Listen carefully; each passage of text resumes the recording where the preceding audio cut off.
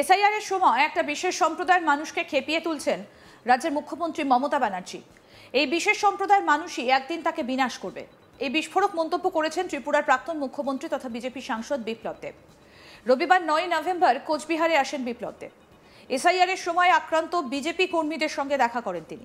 তাদের পাশে দাঁড়ানোর আশ্বাসও দিয়েছেন এই বিজেপি নেতা। তিনি দাবি করেন এসআইআর করার কাজ তৃণমূলেরও না, বিজেপিরও না। এসআইআর করবে নির্বাচন কমিশন। এই দেশে 12টি রাজ্যে এসআইআর হচ্ছে, কিন্তু শুধুমাত্র পশ্চিমবঙ্গে এর বিরোধিতা করছে তৃণমূল কংগ্রেস। মুখ্যমন্ত্রী মমতা ব্যানার্জি কখনো ডাক্তার সাজেন, কখনো ইঞ্জিনিয়ার সাজেন, এখন এসআইআর বিশেষজ্ঞ সেজেছেন।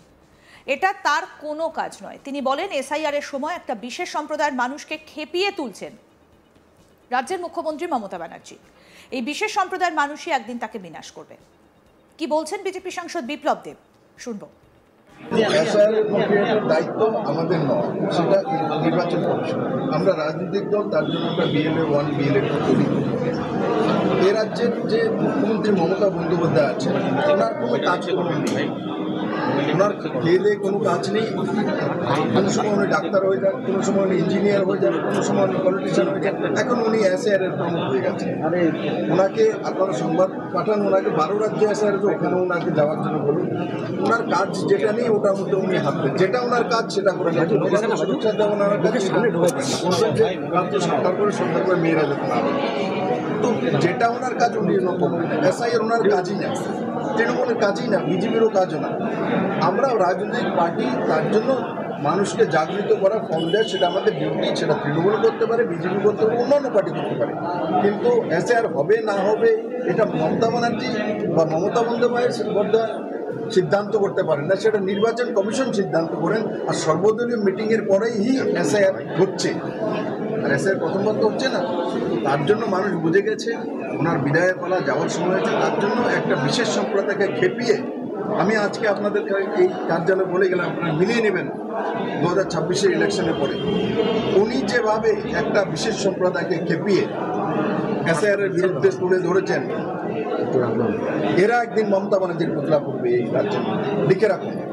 এরা একদিন, কারণ এদেরকে খেপিয়ে এদেরকে তো নাশ করবেই করবে, আর নিজেরও বিনাশ করবে।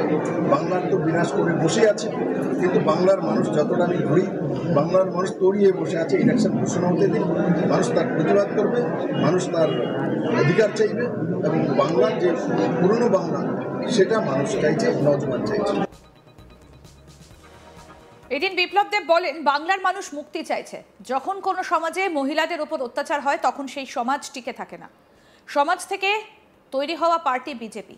নরেন্দ্র মোদীর নেতৃত্বে বাংলার সমস্ত মানুষের মুক্তি হবে। কি বলছেন বিজেপি সাংসদ বিপ্লব দেব, শুনবো। আগেও কুচবিহার কার্যালয়ে এসেছিলাম, যখন তৃণমূলের গুন্ডা বাহিনীরা ভাইলেন্স করেছিল, ছিলাম। আজকেও আমাদের কার্যকর্তারা এখনও এসআই করতে গিয়েছে, যাওয়ার বাড়িতে গিয়েছে এসআই করতে, তখনও মারপিট করেছে। এক রিসেন্ট ঘটনা আছে অনেকগুলো, সেই ডিটেলস আপনারা স্থানীয় জার্নালিস্ট বা সংবাদের মাধ্যমে থাকেন, আপনারা জানেন। আমি তার জন্য তাদের সঙ্গে দেখা সাক্ষাৎ করলাম, যে তাদের মানসিকতা দেখার জন্য।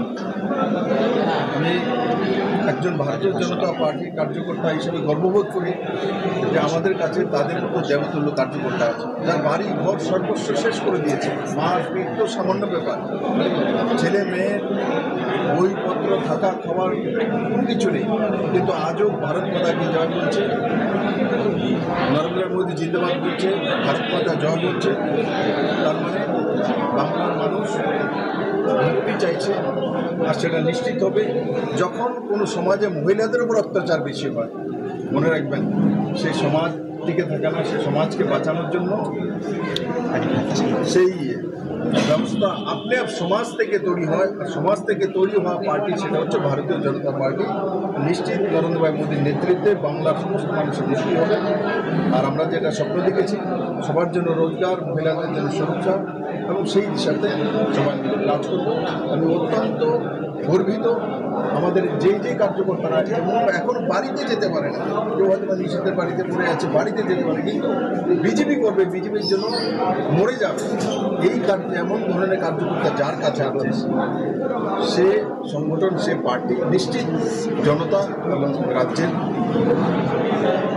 রক্ষার্থে সমস্ত কিছু করবে। রবিবার কোচবিহারের মদনমোহন মন্দিরে পুজো দিয়ে দলীয় অফিসে গিয়ে বৈঠক করেন বিপ্লব।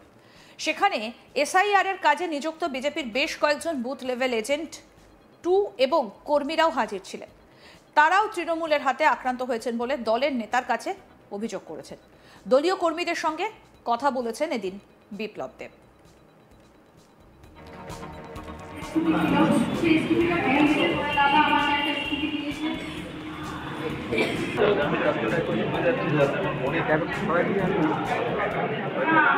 এসআইআর এর সময় একটা বিশেষ সম্প্রদায়ের মানুষকে খেপিয়ে তুলছেন রাজ্যের মুখ্যমন্ত্রী মমতা ব্যানার্জি। এই বিশেষ সম্প্রদায়ের মানুষই একদিন তাকে বিনাশ করবে, এই বিস্ফোরক মন্তব্য করেছেন ত্রিপুরার প্রাক্তন মুখ্যমন্ত্রী তথা বিজেপির সাংসদ বিপ্লব দেব। রবিবার 9 নভেম্বর কোচবিহারে আসেন বিপ্লব দেব। এসআইআর এর সময় আক্রান্ত বিজেপি কর্মীদের সঙ্গে দেখা করেন তিনি। তাদের পাশে দাঁড়ানোর আশ্বাসও দিয়েছেন বিজেপি নেতা। কি বলেছেন বিপ্লব দেব, আসুন শোনাই। এসআইআর প্রক্রিয়াটার দায়িত্ব আমাদের নয়, সেটা নির্বাচন কমিশন। আমরা রাজনৈতিক দল, তার জন্য আমরা BLA 1 BLA 2 তৈরি করি। এ রাজ্যের যে মুখ্যমন্ত্রী মমতা বন্দ্যোপাধ্যায় আছেন, ওনার কোনো কাজ নেই, ওনার খেলে কোনো কাজ নেই। কোনো সময় উনি ডাক্তার হয়ে যান, কোনো সময় উনি ইঞ্জিনিয়ার হয়ে যান, কোনো সময় উনি পলিটিশিয়ান হয়ে যান। এখন উনি এসআইআর এর প্রমুখ হয়ে গেছেন। ওনাকে আপনারা সংবাদ পাঠান, ওনাকে 12 রাজ্যে এসআইআর আছে, ওখানে ওনাকে যাওয়ার জন্য বলুন। ওনার কাজ যেটা নেই ওটার মধ্যে উনি হাঁটবেন, যেটা ওনার কাজ সেটা করে না।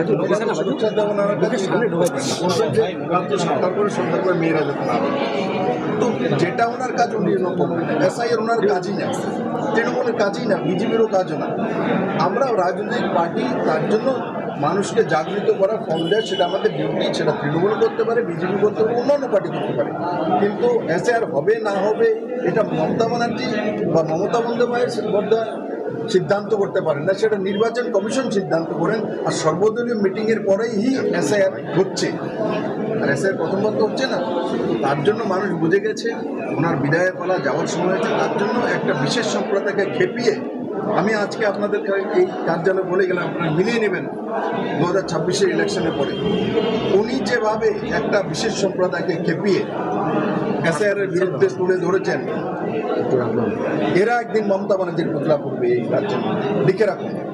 এরা একদিন, কারণ এদেরকে খেপিয়ে এদেরকে তো নাশ করবেই করবে, ওর নিজেরও বিনাশ করবে। বাংলার তো বিনাশ করে বসে আছে, কিন্তু বাংলার মানুষ যতটা আমি ঘুরি, বাংলার মানুষ তড়িয়ে বসে আছে। ইলেকশন ঘোষণা হতে দিন, মানুষ তার প্রতিবাদ করবে, মানুষ তার অধিকার চাইবে, এবং বাংলার যে পুরনো বাংলা সেটা মানুষ চাইছে, নজমান চাইছে। আরও আপডেট পেতে দেখতে থাকুন আজ তাক বাংলা। সাবস্ক্রাইব করুন, নোটিফিকেশন পেতে বেল বাটন অপশন প্রেস করুন।